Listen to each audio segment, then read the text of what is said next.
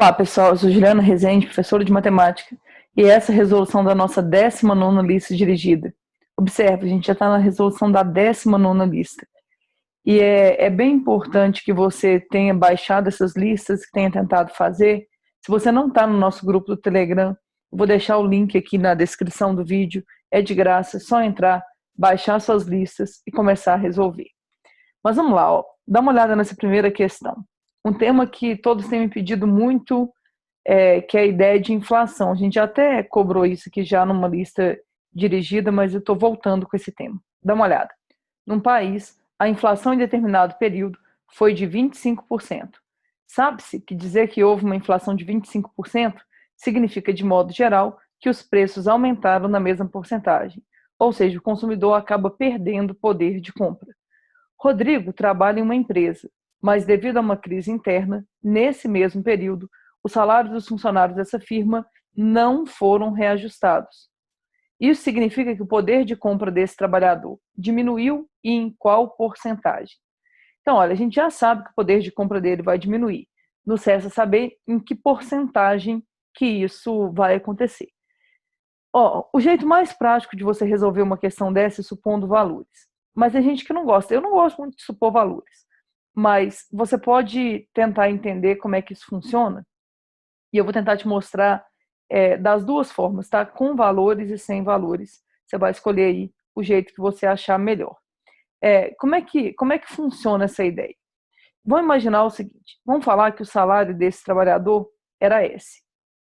Com esse salário S, antes, ele conseguia comprar ou pagar 100% do que ele está acostumado.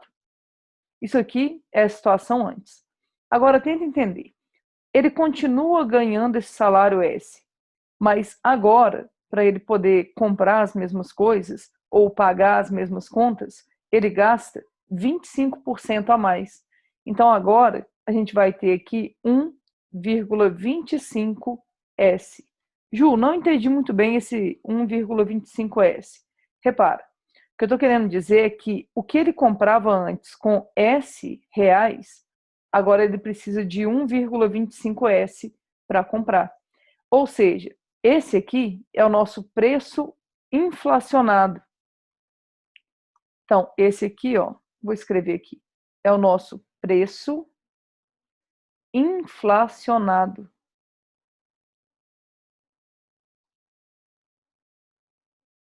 Tá, mas e o que isso significa?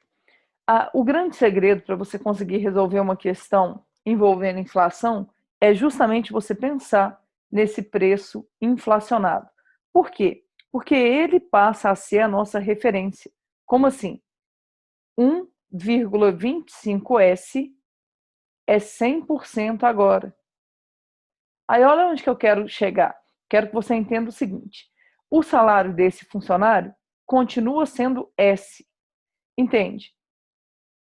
Com S reais, ele não consegue mais comprar 100% do que ele comprava.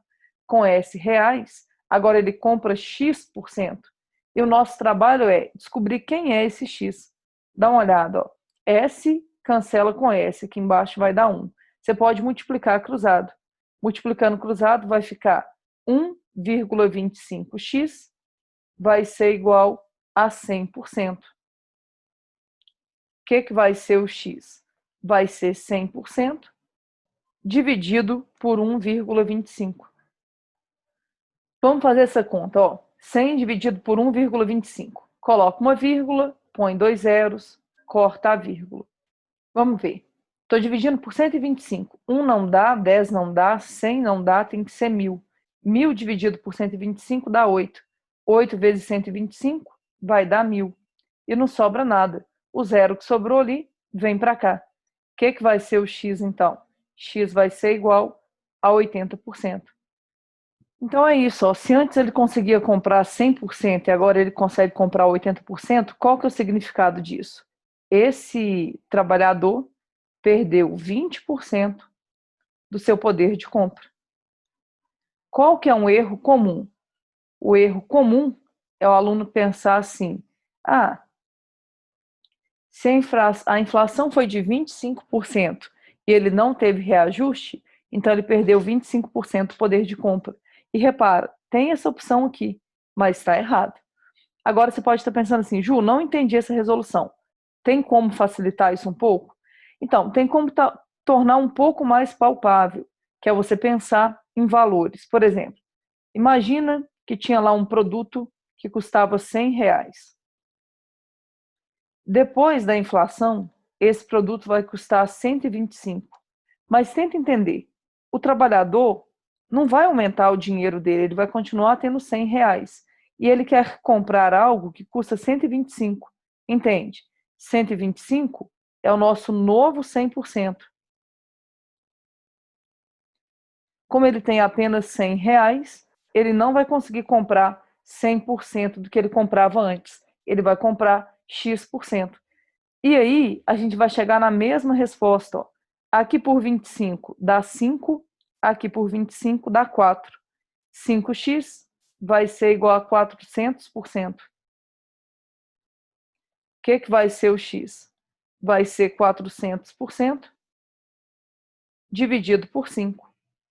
400 dividido por 5 dá 80%. Ou seja, esse trabalhador perdeu 80% do seu poder de compra.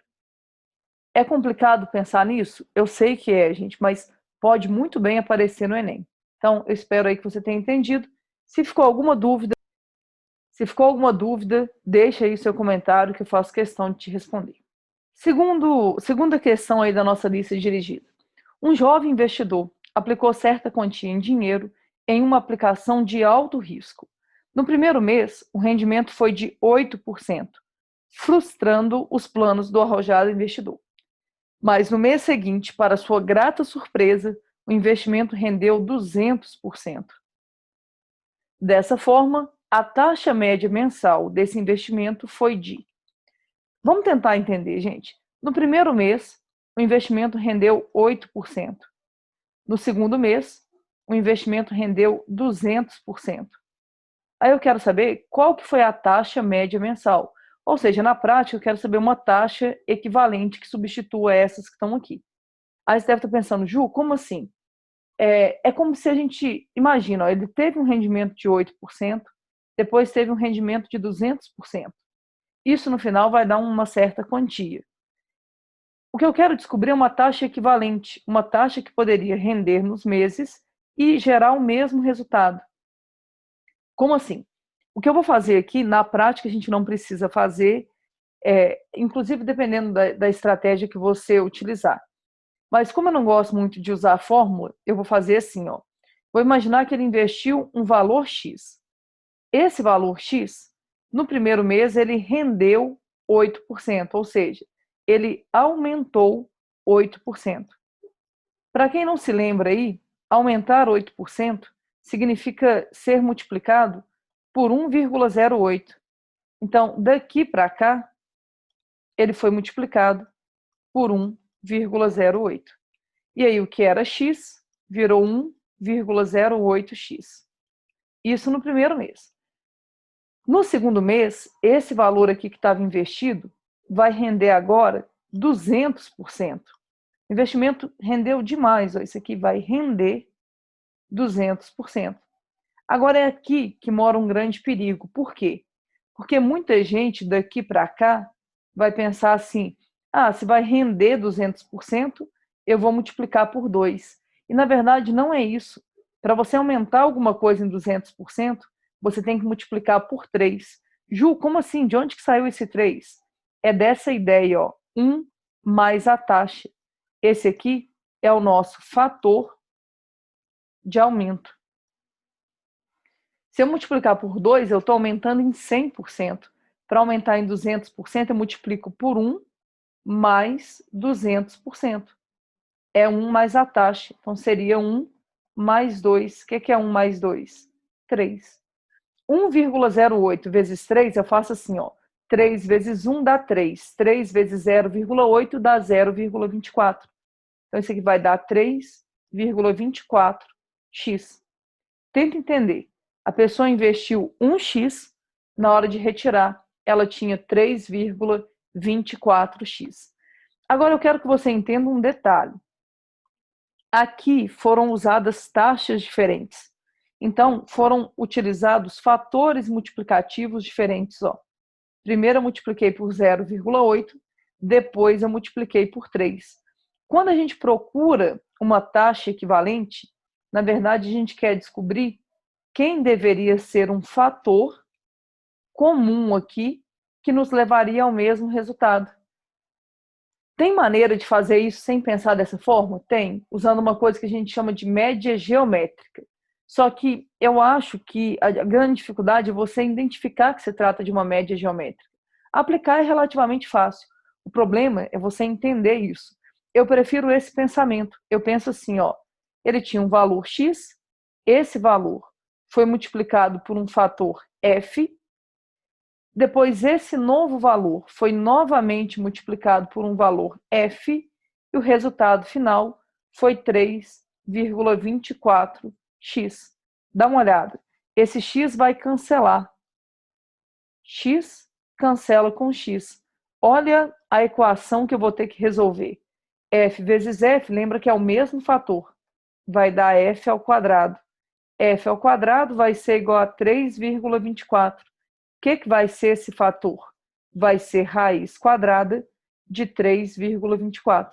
Olha, como é que a gente vai fazer aqui então? Eu preciso calcular a raiz quadrada disso. Uma dica, eu transformo.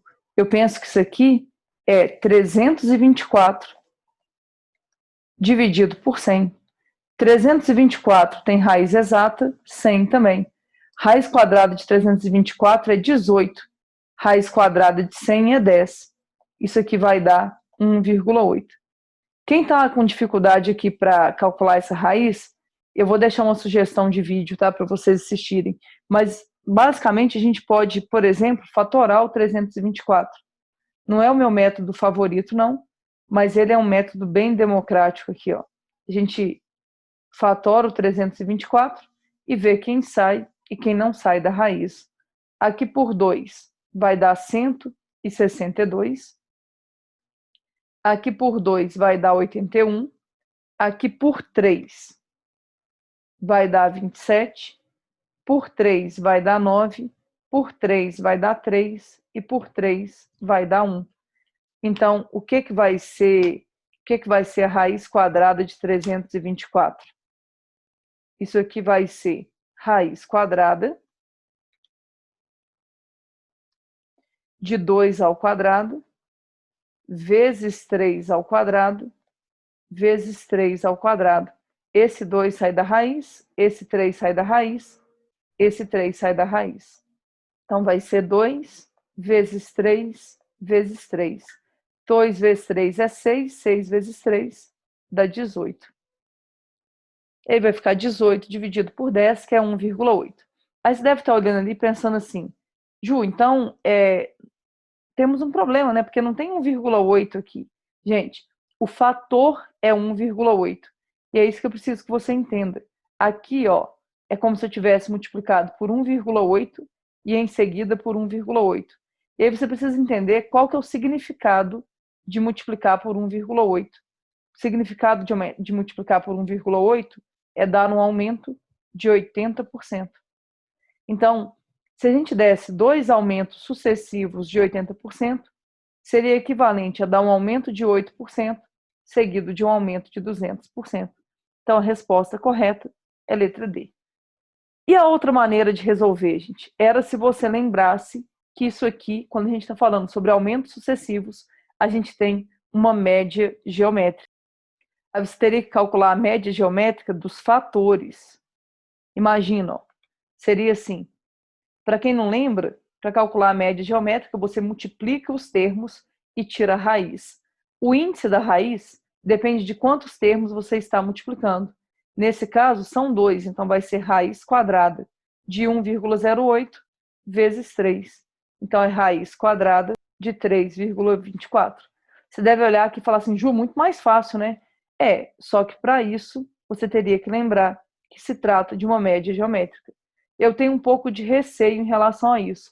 Por isso que eu prefiro pensar dessa forma que está aqui. Mas a conta que a gente já fez é 1,8 e 1,8 é um aumento de 80%. Terceira e última questão aí da nossa lista, como sempre, uma questão de geometria. Um fazendeiro pretende construir uma ponte para unir dois pontos A e B, situados em margens opostas de um rio que corta sua propriedade. A empreiteira contratada para a realização da obra apresentou um projeto que foi aprovado pelo dono da fazenda. O esquema a seguir mostra parte do rio e a proposta que foi aceita para a construção da ponte. Para confeccionar o esquema, foi escolhido um ponto A, que será uma das extremidades da ponta, e um ponto C, escolhido de forma arbitrária. As medidas necessárias foram tomadas, e com o auxílio de um teodolito, foi possível determinar as medidas dos ângulos A e C, 105 e 30 graus, respectivamente. Se a empresa cobra R$ 1.500 por metro linear construído, o valor aproximado do custo para a construção da ponte em real é de. Então, vamos tentar ver como é que funciona isso aqui, gente. É uma questão típica de trigonometria. Aqui tem um ângulo de 30, aqui tem um ângulo de 105, os dois juntos dão 135. Então, esse ângulo aqui é um ângulo de 45 graus. Nosso objetivo é descobrir quanto que vale esse lado, vou chamar ele de x. Uma maneira rápida de fazer isso aqui é se você se lembrasse de uma coisa chamada lei dos senos. A lei dos senos é uma fórmula, vocês sabem que eu não gosto muito de fórmula, mas a lei dos senos, ela mexe com proporção. Então, eu não vejo muito problema de você usar ela aqui, não. O que a lei dos senos fala? Ela fala que num triângulo, cada lado é proporcional ao seno do ângulo oposto. Então, esse lado x é proporcional ao seno de 30.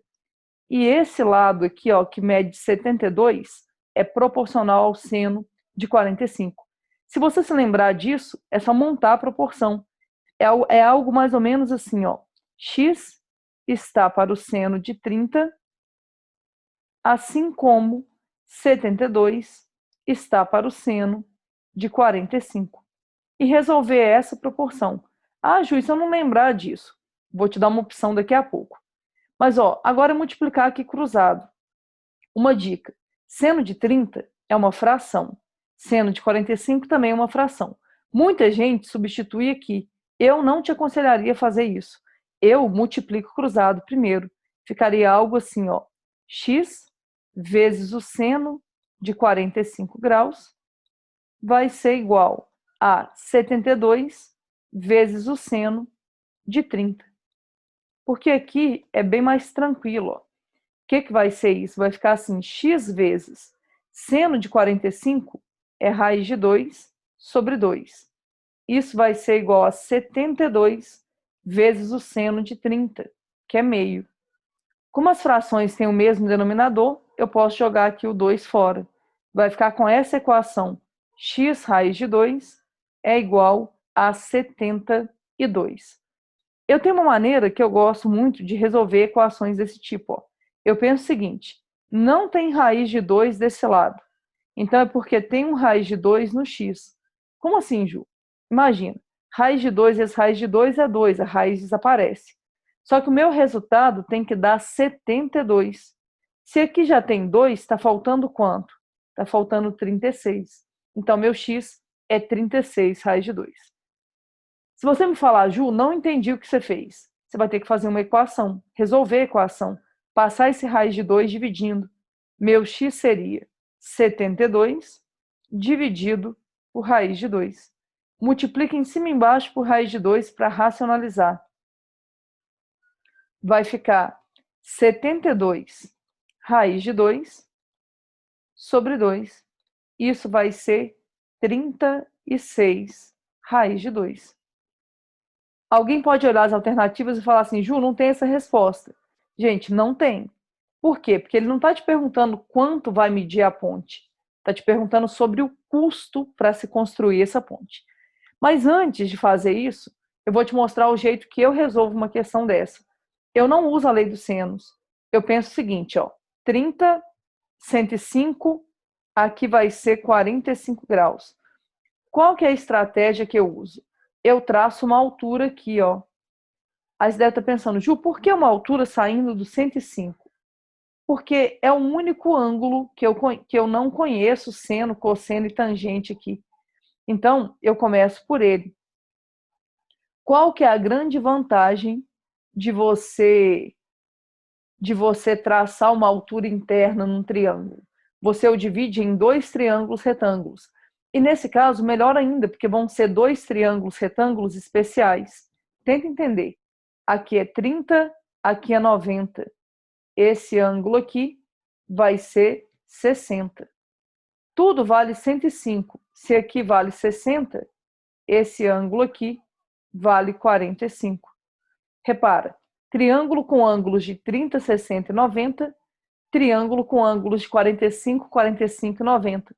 Esse triângulo aqui é um triângulo retângulo isósceles. Tá, Ju, mas e daí? E aí que esses dois triângulos são triângulos muito conhecidos. Para quem não se lembra, dá uma olhada. Nesse triângulo as coisas funcionam assim, ó. Oposto ao ângulo de 30, vale a metade da hipotenusa. A metade de 72 é 36.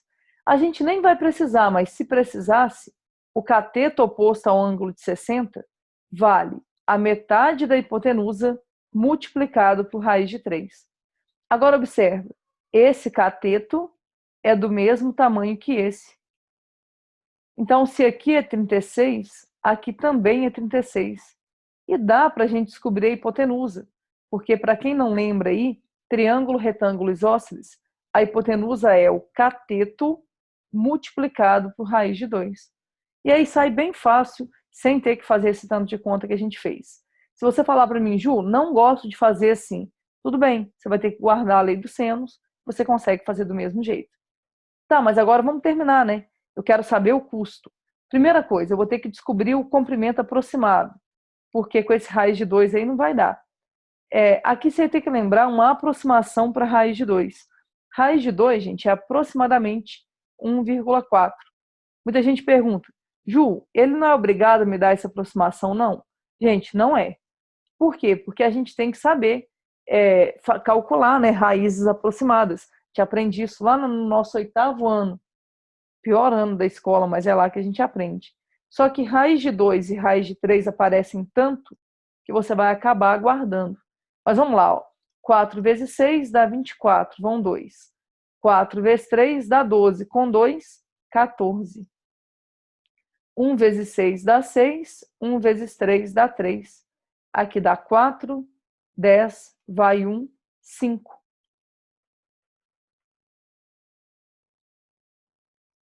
Como tem uma casa decimal aqui, então vai dar 50,4. Agora entende, 50,4 metros. Cada metro vai custar R$ 1.500. Então, o que vai ser o custo? Vai ser 50,4 vezes R$ 1.500. Mais uma vez, mais uma continha chata aqui para a gente fazer. Mas vamos lá, ó. Vou fazer 1.500 vezes 50,4. 4 vezes 0 é 0, 4 vezes 0 é 0, 4 vezes 5 é 20, vão 2. 4 vezes 1 é 4, com 2, 6.